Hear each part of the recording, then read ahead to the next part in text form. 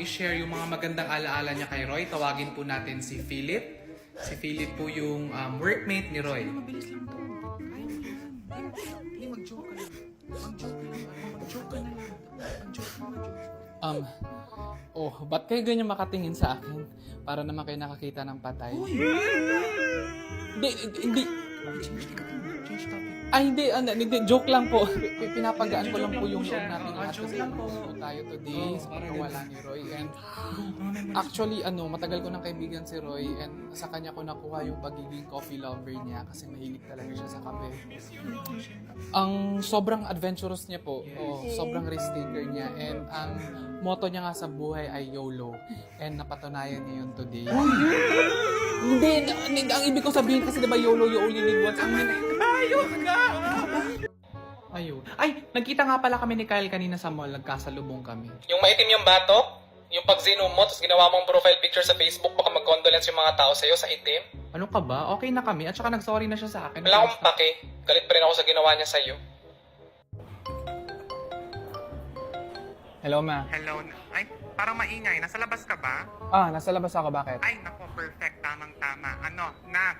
Pwede bang dumang dumaan ka sa grocery, bumili ka ng loaf bread, pakicheck ka ng expiration date. Ay, memorize na. Naman. Thank you. Refund kita pag uwi mo. Lord, kailan tong karma nila?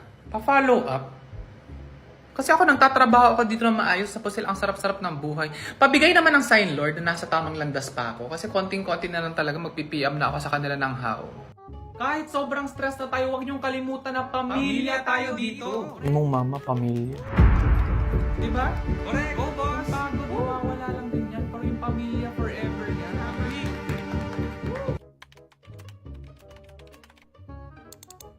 Resume ko to. Nag-apply ako dito. I-update nga natin.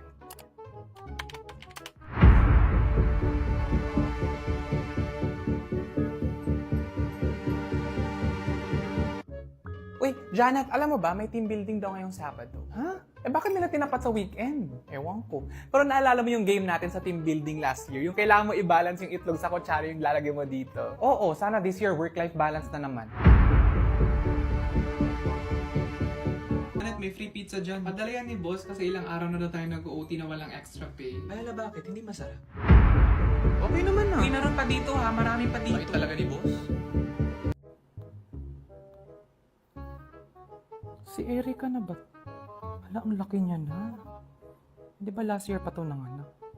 9 months lang dapat yun, di ba? Nakadalawang anak na, hindi pa rin kasal. Diyos ko, Lord. Nice family. Ihay mo na lang ako sa mga chikitings. God bless na lang sa'yo, Iha. Ay, boss! Ano tatanga-tanga kasi? Grabe ka naman, hindi ko naman sinasadya, inatabig ko lang. Hindi ka kasi nag-iingat. Paano pag nabasa tong laptop ko? Hindi naman nabasa, ang layo-layo Kuha na lang ako ng Ayusin basahan. mo yan. Ay, hindi, ako na yung kukuha ng basahan. Konti lang naman.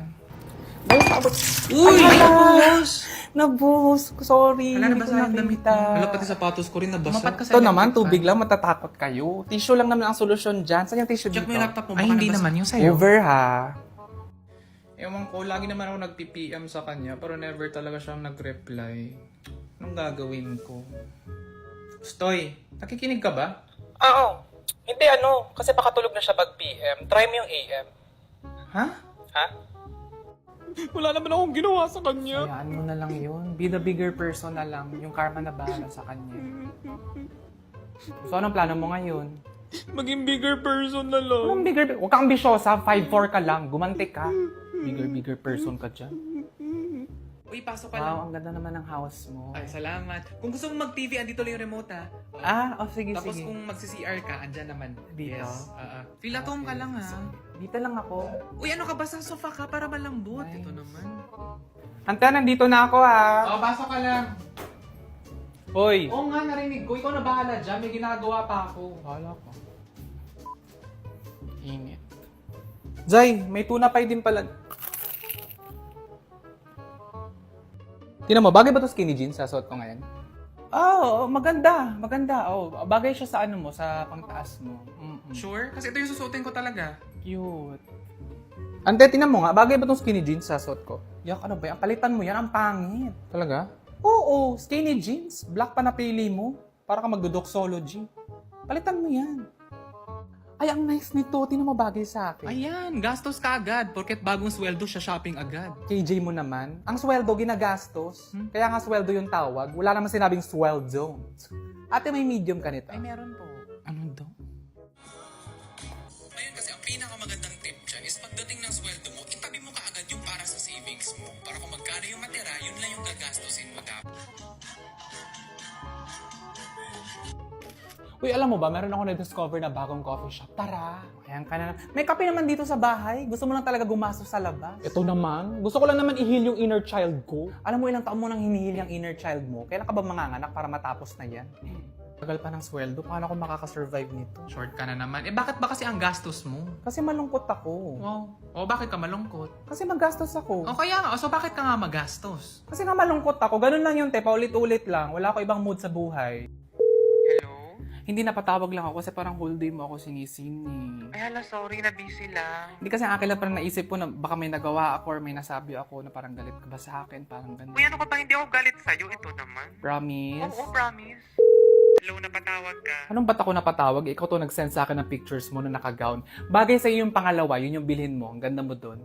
Ha? Anong gown yung sinasabi mo? Yung sinend mo sa... Luha ka. 3 weeks ago pa yung text ko. Kahapon yung kasal ng pinsan ko. Ay hala. BSLR. Ha? Anong DSLR? Zai, sorry late reply. Oh, Ganun. okay lang. Kamusta ka na?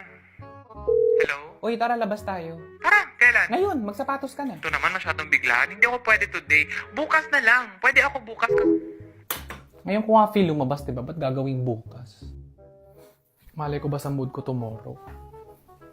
Kaya ikaw, bantayan mo yan jowa mo kasi baka may tinatagong kabit yan. Isa sobrang inaasa niyan lahat sa akin, baka ako pa mag-schedule ng dinner date nila ng kabit niya para hindi niya makalimutan. Wow, gano'n? O, tingnan mo. Love, Ah. birthday ng best friend mo bukas ha. Bili tayo ng regalo. Oo nga pala, no? Sige, sige. Kita mo? Ano namang mali doon? Inaalala niya nga, di ba? Sa November pa yung birthday ng best friend niya. Basta ako hindi ako nagagandahan sa kanya, ikaw. Ay, pagdating sa mga ganyan, hindi ako nagko-comment kasi buhay naman nila yan eh. Who am I to judge, di ba? Nakukorek ka dyan, alaga. Huwag kang mangingialam sa buhay ng may buhay.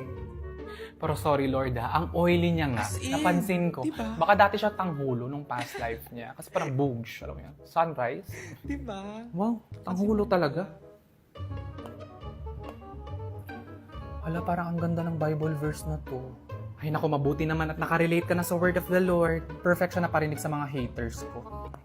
Share. Tingnan natin ngayon kung sino sa atin na may totoong karapatan sa langit.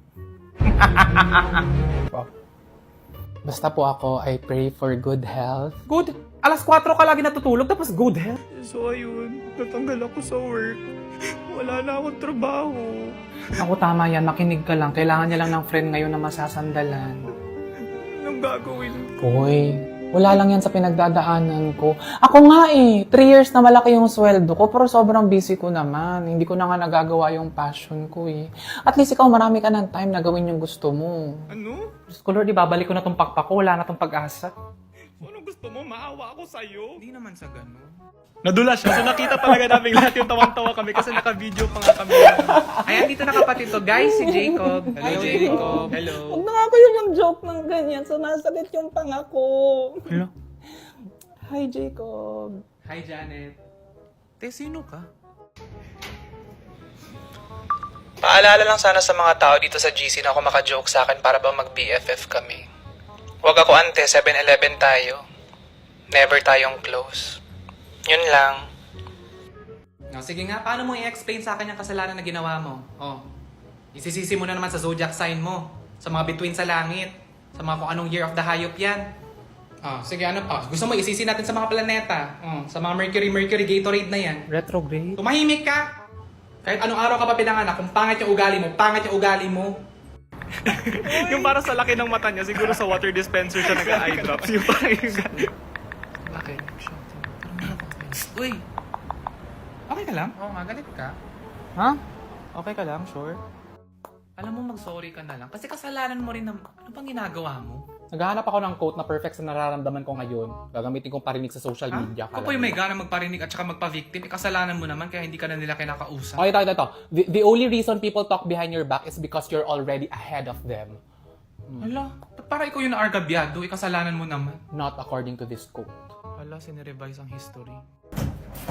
Ma, nakita mo ba yung baking sheet Ayan, ko? sinabihan na kasi kahapon na mag-impake in advance, pero puro cellphone. Tapos ayun sa akin na Mahal, saan yung chinelas ko pang? Saan nalagyan? Andyan lang naman yan. Saan nga ulit Ay, syempre hindi nyo alam kasi mga borders wala naman kayo dito. Mga ilang plastic yung dadalhin para sa mga basa? Ay, ewan na. Ilan sa tingin mo? Ma, parang bumayat ka. We. Oo, parang lumit chan mo. Sunrise ko yan. Oo. Effective ha? Ma, ano? I love you. Tingnan. Hey son, I saw all your grades. You're so smart. Good job. Thanks, Mom. You're a gifted child. Sinong matalino ang nagbalik ng pitchel dito sa ref na walang lamang tubig? Ka-bright ba sa mga tao, dire?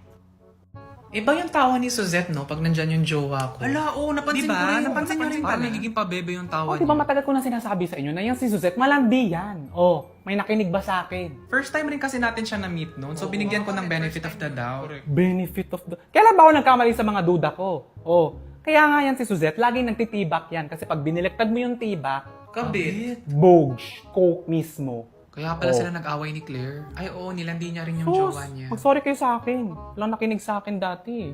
Sorry. Sorry na. Saan nga ulit yung hotel niyo sa Tokyo? Sa Villa Fontaine po sa Tokyo. Ilan ulit kayong pupunta? Kami po ng mga friends ko, 7 po kami. Ate, saan nga dito yung... Ano? Ba't ka nagagalit agad? Kasi ang dami mong tanong, paulit-ulit, kairita. So, kamusta naman kayong lahat sa lupa nung nabubuhay pa kayo? Ay naku Lord, magugulat ka. Lord, pasabog. As in. Ha? Talaga? Oo! Di ba ginawa mo yung earth for free? Walang bayad? Oo. Imagine, 75% ng earth tubig. Enough yun para sa aming lahat, pero pinagmamonthly kami. Yung tubig may bayad? Woohoo! Pati lupa, may bayad. Ha? Yun, mas mahal yun. Ginagawang negosyo ng mga mayayaman, Lord. Gets ko yung may bayad kasi inayos. Pero sobra na rin yung ang taas ng patong. Exactly. Naku Lord, i-check mo sila doon lahat sa baba. Especially yung mga mayayaman. Double check mo yun. Sige. Correct. Basta ito Lord, hindi mo pwedeng sabihin na nanghihila kami ng kapwa papaba. Kasi nasa langit na kami. At saka pinakamataas na to. Pinakamataas na to. My point. Ako, i-check mo sila doon lahat sa earth, Lord. Ang sasahol. Noted.